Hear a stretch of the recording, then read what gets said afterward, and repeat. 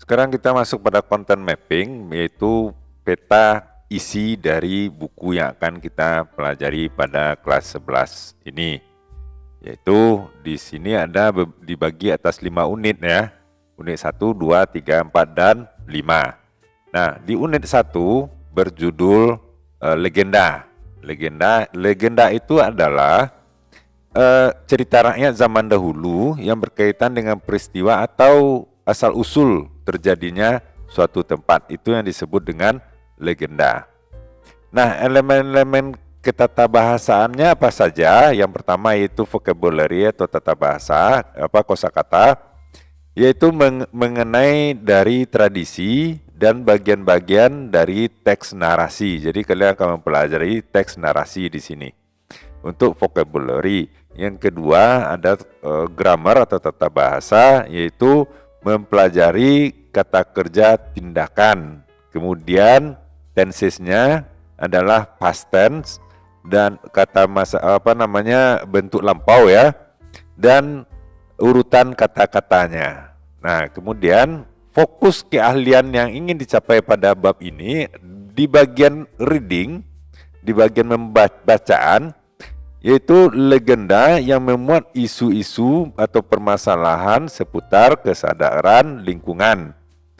Bagian keahlian mendengarkan itu adalah legenda dalam topik pengorbanan, kepercayaan, dan kejujuran. Kemudian fokus keahlian menulis. Nah, ini bagaimana kalian membuat draft sebuah cerita, ya. Menulis sebuah cerita, tata letak cerita, ya, bagi membuat susunan cerita dan perencanaan ceritanya itu. Kemudian ada proofreading, yaitu pengoreksian. Kalian juga belajar mengoreksi tulisan yang telah dibuat draftnya, kemudian menulis, merevisi, melengkapi, dan kemudian bagaimana mempublikasikannya. Dan keahlian yang terakhir itu speaking atau berbicara. Bagaimana kalian mempresentasikan sebuah cerita dan menganalisa cerita tersebut. Itu untuk unit pertama. Bagian kedua adalah dongeng. Judulnya dongeng. Nah, elemen-elemen linguistiknya ada vocabulary-nya itu fantastic force, kekuatan yang fantastik, yang luar biasa. Grammarnya adalah frasa kata benda. Yang disebut dengan frasa adalah gabungan beberapa buah kata yang mengandung satu makna, satu arti. Jadi dua kata tapi artinya satu.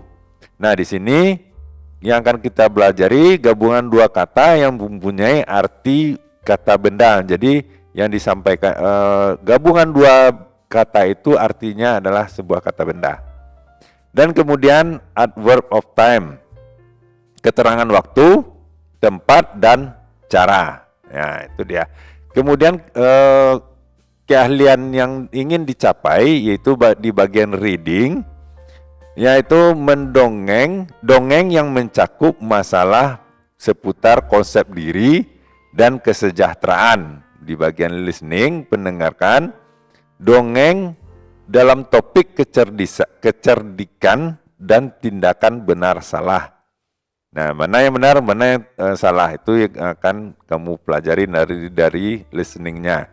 Bagian writing seperti yang bab 1, bagaimana membuat draft sebuah cerita, menulis tata letak cerita dan bagaimana perencanaannya, kemudian bagaimana mengoreksi sebuah cerita, menulis, merevisi atau memperbaiki, melengkapi, dan mempublikasikannya. Nah, bagian speaking kalian akan berlatih bagaimana cara mendongeng, ya. Itu bab 2. Kemudian bab 3 itu fantasi atau hayalan. Elemen-elemen linguistiknya di bagian vocabulary adalah ketidakmungkinan atau sistem sihir, ya.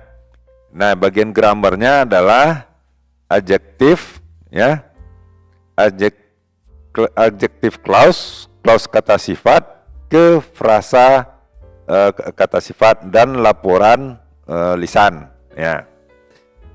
Keahliannya di bidang reading yaitu kisah fantasi dengan topik pengorbanan, sacrifice, pengorbanan, kepercayaan, dan keberanian.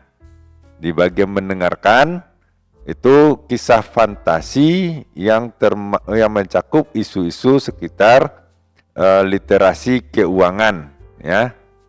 Kemudian bagian menulis seperti bab sebelumnya, membuat draft, bagaimana membuat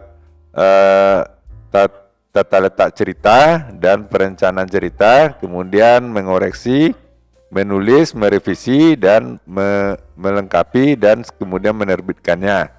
Di bagian speaking, berbicara, pembagian lingkar luar dan dalam sebuah cerita, dan kemudian berdiskusi.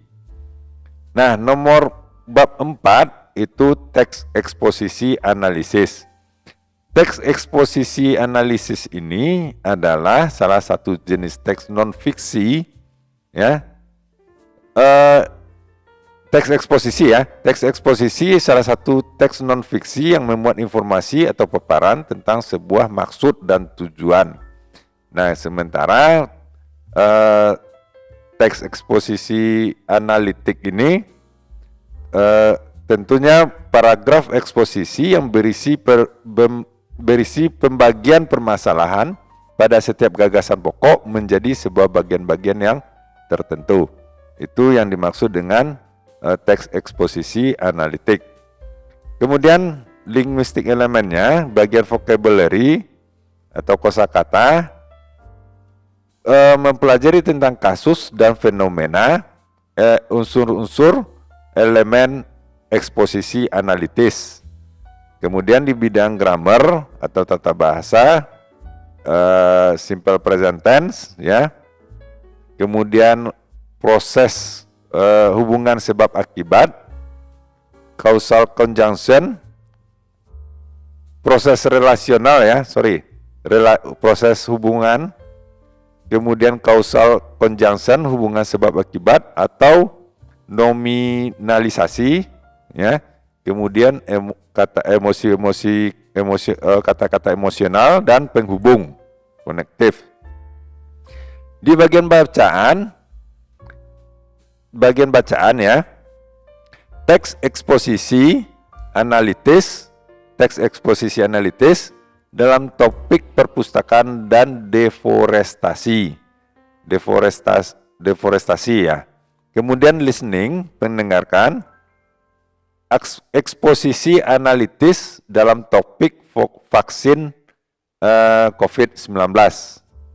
Kemudian dalam menulis, pemetaan pikiran, membuat draft, proofreading, ya, pengoreksian, menulis, merevisi, penyempurnaan, dan kemudian mempublikasikannya. Jadi ada tambahan satu, ya, mind mapping, ya. Kemudian dan terakhir ada mempresentasikan. Kalian akan belajar bagaimana mempresentasikan sebuah teks eksposisi analitis. Dan kemudian bagian bab 5, hortatory exposition text. Nah, hortatory ini adalah teks eksposisi yang berisi opini penulis tentang sebuah isu yang disertai dengan argumen-argumen yang mendukung. Jadi kalian akan mempelajari bagaimana mempertahankan argumen kamu dengan memberikan argumen-argumen yang sesuai dengan permasalahan yang sedang dibahas. Nah, linguistik elemennya di bagian vocabulary, sosial fenomena, dan teknologi. Di grammarnya, kata benda abstrak, ya, kata keterangan modal, hubungan sementara atau penghubung waktu. Di bagian reading, ya, hortatory exposition dalam topik teknologi di dalam kelas. Untuk listening, hortatory exposition yang mencakup permasalahan seputar nutrisi dan kesejahteraan. Ya, jadi argumennya tentang nutrisi dan kesejahteraan masyarakat mungkin, ya. Kemudian menulis. Nah, di sini sama ada mind mapping, membuat draft, proofreading, ya, writing, revising, furnishing, publishing sama. Kemudian bagian speakingnya ada presentasi, mempresentasikan dan bagaimana berdiskusi yang sehat. Ya, diskusi di sini ya. Jadi saya tambahkan bagaimana berdiskusi yang sehat yang seharusnya kita laksanakan dalam sebuah